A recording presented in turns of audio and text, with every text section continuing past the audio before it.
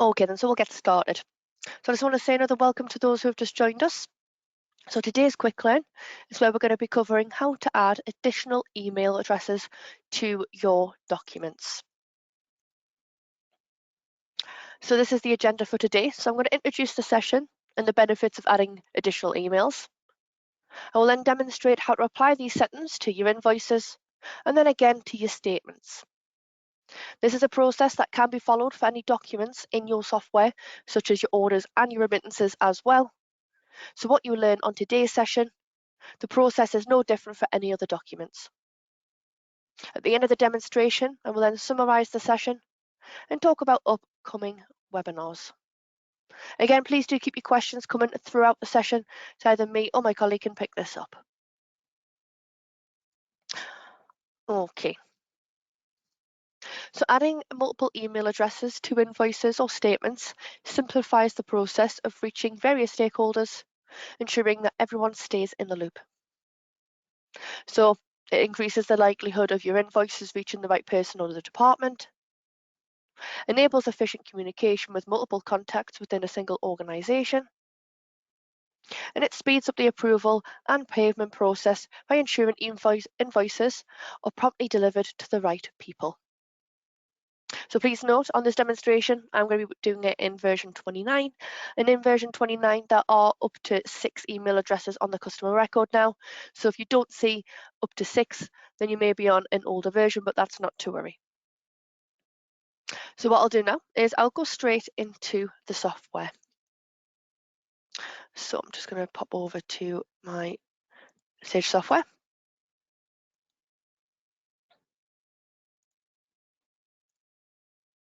And I just want to talk a little bit about as well in terms of how you can slightly customize the labels for your email addresses as well. So I just want to go into settings along the top and into configuration. If we pop into the email tab along the top, you can see for the customer record and the supplier record, you can see you can have up to 6 email addresses in version 29 and above. You can also change as well what the label will say next to that email. So for example, you might just have manager. So then if I save that, so I click OK. Then if I go into my customer record, and I go into my customer record here, you can see now under the email settings and addresses, you've now got manager, and then you can see the other ones are still named the same, but you can see the one that I've changed. Again, this is not going to impact how you do the steps today, but I just wanted to show you that you can customize those on the record as well. Okay, so what I'm going to do is I'm just going to add a couple of email addresses in here. So I'm just going to add abby@yotmail.com. Take out that little comma there. And then I'll just add Jackie@yotmail.com. I'll do the same. So I'll have 3 in there. So you can see there now I've got 3 email addresses on my record. So if I click save, and save that record for me. Now to do the steps that we're going to be doing, there is an article that you can follow if you do get stuck. So I'll quickly show you how to find that. So in version 29, you've got the option for the help option here. I'm going to open up my help center. I'm going to go to the search function. And I'm going to search for the article, email documents to multiple. I hit enter. And at the bottom of my list, email documents to multiple email addresses. So I open that up. I'm going to make this a little bit smaller so then I can follow it on my screen. So I'm just going to drag that to the side there. So if I scroll down, under the description, we've got the solution. So the reason that you can't do it from within the settings is because it's to do with the Go Cardless integration. So this is a workaround on how you can actually add multiple email addresses. So if we pop down to workaround, it gives us a step. So it's nice and easy, 60 simple steps. So we'll just follow these. So we're going to go into invoices and credits because I'm going to do it on an invoice first. I'm going to select my invoice. Doesn't matter which invoice it is. This is just the only one I've got on the software, so you can click on any because we just want to get to the sentence for the layout. So I'm going to click on print along the top right, along the top, sorry. And it's just opened up another screen there. So you can see here, I've got the layout that I'm going to work with. Mine isn't my favorites, but you can select from the standard ones in the list, or you might already have a customized layout in your list that you want to work with. So I'm going to select the relevant report, and I'm going to click edit.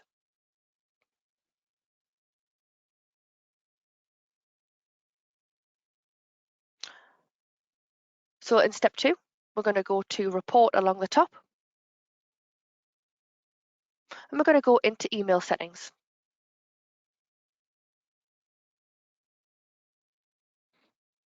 So in step 3, we're going to go to the to box. So you can see here, you've got all the options here. So to, CC, BCC, from. So we're going to go into to. And it's going to open up this box here. So as you can see, this layout is already set up to go to the first email address, which is the one I named manager. But let's just say I wanted to go to email 2 and email 3 as well. So all you're going to do is you're going to go into add in this bottom section here. So we're going to go into add, and it's going to bring up another box here. Now I'm just going to move this to the side just so you can see the full box. So this is what I'm going to be working with today. So as per the article, you can then, using this article, copy and paste from here, click in this box. So I just did Control and C on my keyboard, and then Control and V, and it's pasted that in there for me. So then all I would do is I would then click OK, and I've now got sales ledger.email, and that's number 2. There's another way you can also do it, is you can just go into add again, and you're going to go down the side. I'm going to go down to sales ledger. We're going to open up sales ledger with a little plus. And then we're going to go down to E, and we're going to look for email. So you can see here, I've got email 1, 2, 3, all the way up to number 6. So I'm going to add in email 3. I'm going to double click on that, and it pops exactly the same expression that we copy and pasted from the article into that box as so. You then click OK, and you can see now I've got email 1, email 2, and email 3. If that's all I want to add, I can click OK, and then click OK again. Now, if this is already a customized customized layout, then you can just do File and then Save. If you are using a standard layout, you have to save it as a copy, so you can't save over the top, even if all you've added is those additional emails. So what we're going to do, if it's a standard layout that you're using, it's not customized already, we're going to go to Report first. We're going to go into Report Properties, and I'm just going to slightly change this. So I'm going to call this AP Demo and Solutions.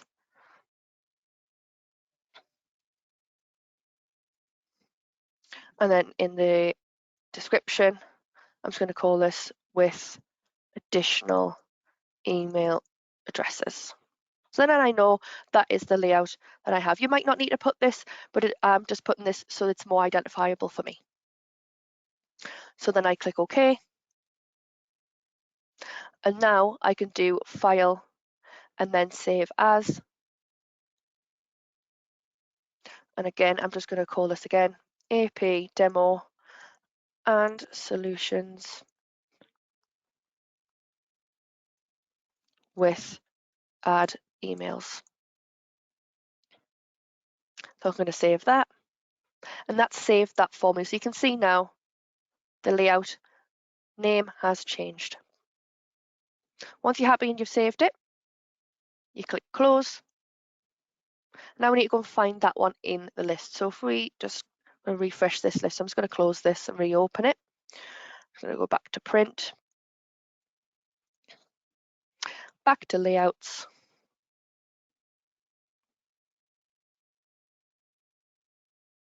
Just find my relevant layout. So you can see there, AP, demo and solutions, and I've got with additional email addresses. So now if I click email,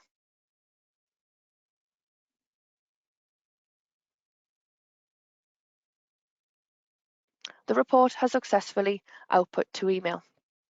So if I open up my emails, bear with me a moment, drag these across.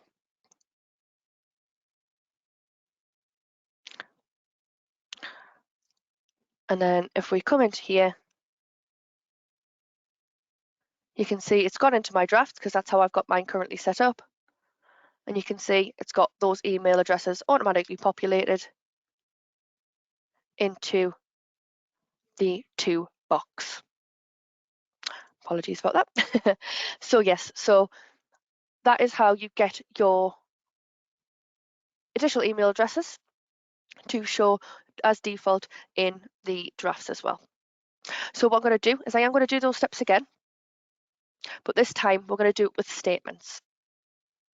So I'll come out of here. So I'm going to go into my customers. I'm going to go into the statement section.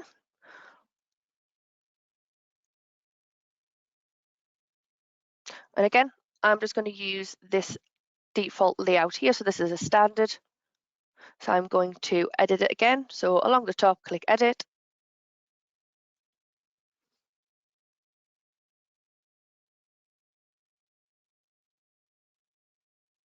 I'm then going to go to report, email settings. I'm going to go into the to box. Now I'm going to delete this one out because I no longer want this to go to the delivery address. So I'm just going to highlight it, click delete, and it removes it from the list. And then go to add. I then go down to sales ledger.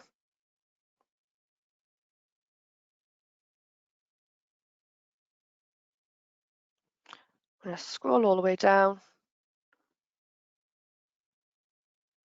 to, let's have a look, I'm in the wrong one, that's why. So delivery address, sales ledger, sorry. Then down to email again. And I'm going to select email 1. You have to do one at a time, so I'm going to do email 1. I'm going to click OK. I'm going to go back to add. Go back to sales ledger. Go down to email again. Email 2, double click, make sure it shows in the box. Click OK. Sales ledger 2.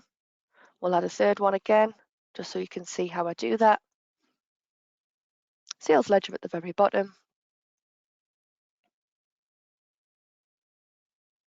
And then I'm going to add 3. So click OK. Click OK again. And again. Again, because this is my standard report, I need to save it as a copy. So I'll go to report along the top. Report properties.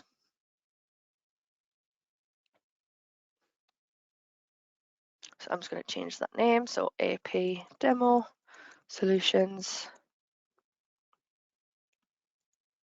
Statement.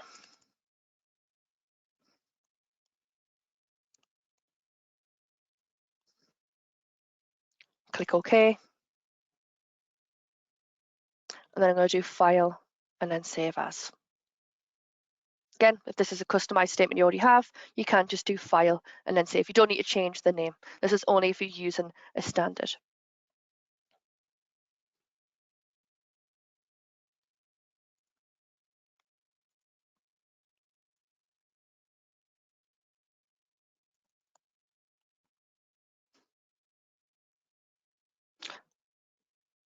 So then that's saved that for me. So I can close that out,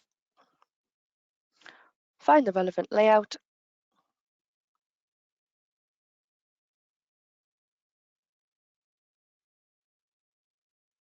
there it is there.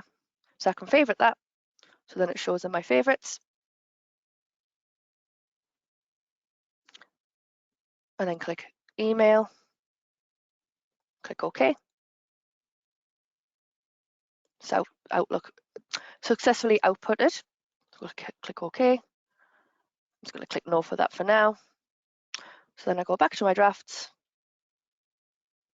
You can see there, it's also added those email addresses for me. So it's really simple steps. You have got a guide if you do struggle. You can copy and paste from that guide, but you can also locate those little expressions as well. And again, you can apply this to other documents. So if you wanted to apply it to your suppliers, then you're looking for the purchase ledger when you're adding that in. Okay, so what I'm going to do is I'm just going to pop back to my slides and we'll talk about upcoming webinars.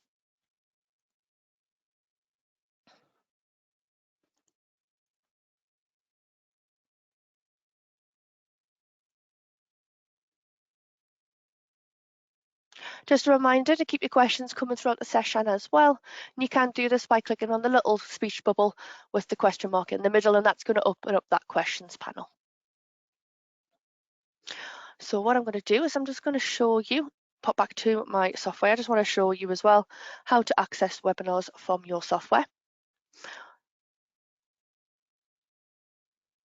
So on your homepage, if you are using version 29, you can see a tile on your homepage here. If you are using version 28 and below, you can access a web link via your help menu along the top. So I'm going to click on more info for free webinars. It's going to bring us to the registration page. Here is where you can watch previous recordings of other sessions. So this is what we've got coming up. So we've got some more bank feeds in version 29.2.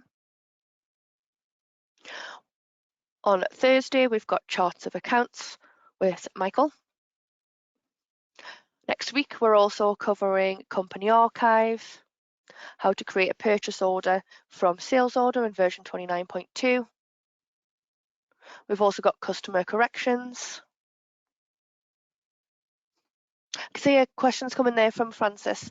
Can I find a recording of this webinar as I missed the first 20 minutes? So yes, you will receive a link to the recording of this session as well. So you can go back to that, but you will also find it on the recordings page if you just pop into view previous recordings.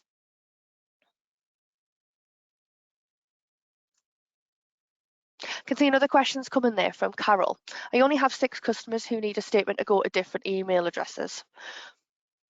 Can you just set them up differently for each customer? So you would need to set them up with their own statement layout and call it that layout for that customer. So you'll have to use 6 different layouts for each of those customers that need it to go, because it will, when you add it to a layout, it will go to any email addresses that you have on that customer record. So it's across the board. If you have email customers who only have one email address in, that won't apply because it'll only go to the first email address on there. I just wanted to show you another thing as well. If you scroll to the very bottom, you've also got as well, we've got to suggest a new topic. So if you've had a look at our recordings page and you've looked at our upcoming and there's a topic that you've not yet seen us cover, but you would like to see us cover, you can suggest a new topic by filling out this form.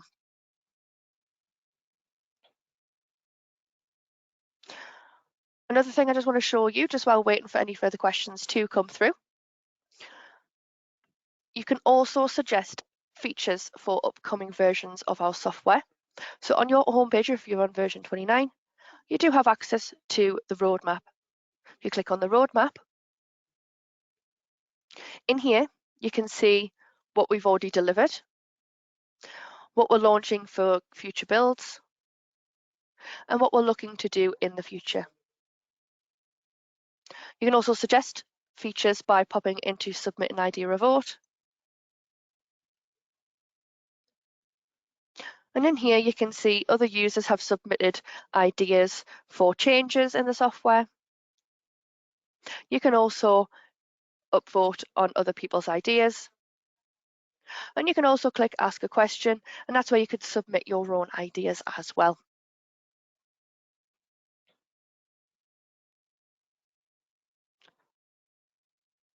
Okay, so what I'll do is I'll just pop back to my slides.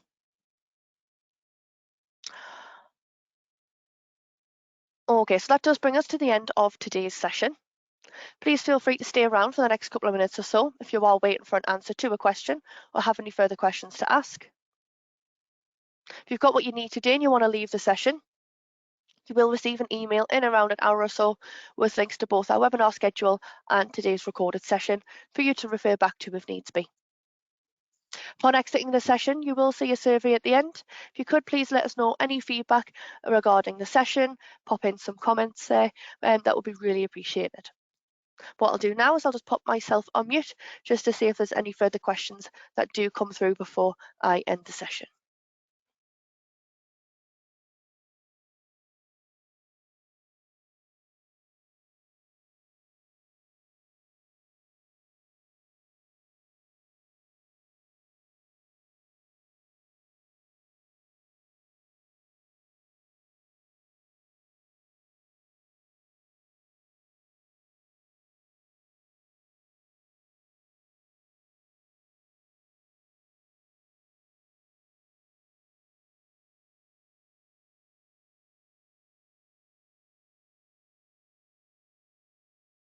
Okay, so all the questions have been answered.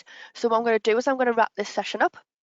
So I want to say thank you to Michael who's been on hand today and you for your participation. Just a reminder, we've got plenty of sessions over the next couple of weeks, so don't be shy and get registered. I want to say another thank you and take care.